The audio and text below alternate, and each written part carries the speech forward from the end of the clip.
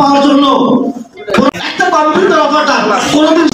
শ্রমিকের চাকরির নিশ্চয়তা, বৈষম্য ও দাসত্ব মুক্ত আধুনিক বাংলাদেশ দাবিতে বুধবার প্রেস ক্লাবে সংবাদ সম্মেলন করেছে দৈনিক মজুরি ভিত্তিক কর্মচারী কল্যাণ পরিষদ। এতে সরকারি সকল ভাতা সহ কর্মঘণ্টা নির্ধারণ ও চাকরির নিশ্চয়তার দাবি জানান তারা।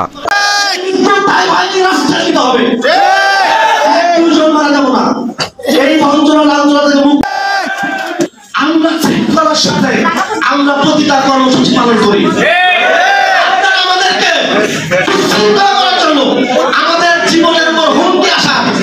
প্রতি আন্দোলনের প্রধান সমন্বয়ক জুনায়েদ সাকি, জাতীয়তাবাদী শ্রমিক দলের সভাপতি আনোয়ার হোসাইন, শ্রম সংস্কার কমিশনের প্রধান সুলতান উদ্দিন আহমেদ সহ সরকারি বিভিন্ন দপ্তরে কর্মরত দৈনিক মজুরি ভিত্তিক শ্রমিক নেতারা বক্তব্য রাখেন।